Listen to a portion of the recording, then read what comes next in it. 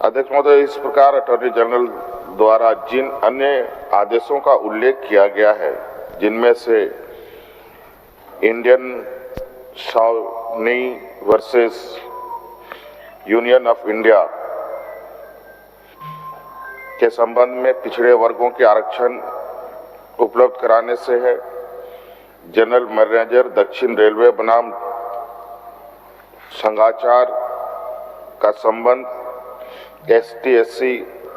को प्रोन्नति में आरक्षण उपलब्ध कराने से है, अखिल भारतीय शोषित कर्मचारी संघ रेलवे बनाम भारत सरकार का संबंध ST/SC वर्ग के लिए आरक्षित पदों की रिक्ति को आगामी वर्षों में कैरी फॉरवर्ड करने से है, एवं स्टेट ऑफ केरला वर्सेस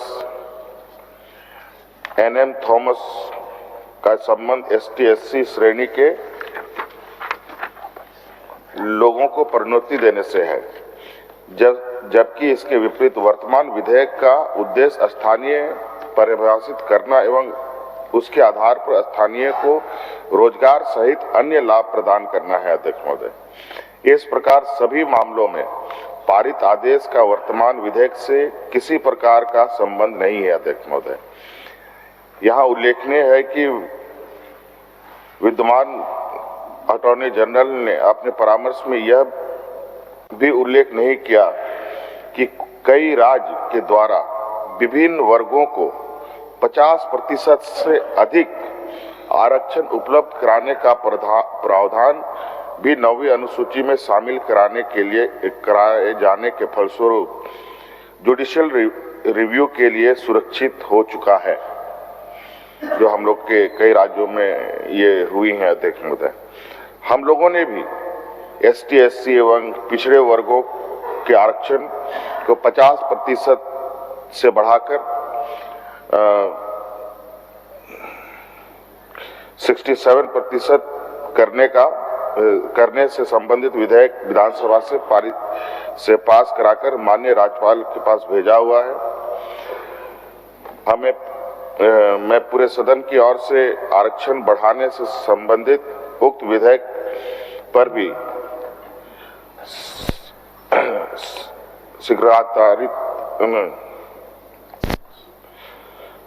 शीघ्रता सहमति प्रदान करने का माननीय राज्यपाल से आग्रह करना चाहूंगा। देखो, अटॉर्नी जनरल ने अपने परामर्श में वर्ग 4 के लिए तो विधेयक के प्रावधान को संवैधानिक प्रावधान के अनुकूल बताया है, परंतु वर्ग 3 के मामले में उनकी राय ऐसी नहीं है, जबकि वस्तुस्थिति यह है कि सभी प्रांतों में और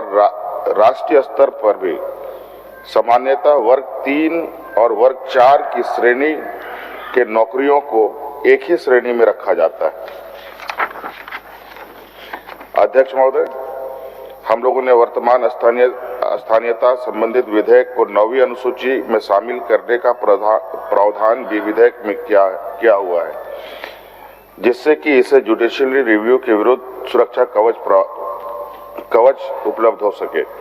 आश्चर्य की बात है कि विद्वान अटॉर्नी जनरल ने इस तथ्य को अपना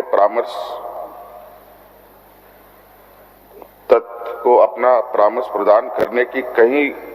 भी संज्ञान नहीं लिया है। तो उपरोक्त सभी तथ्यों से ऐसा प्रतीत होता है कि अटॉर्नी जनरल द्वारा दिए गए परामर्श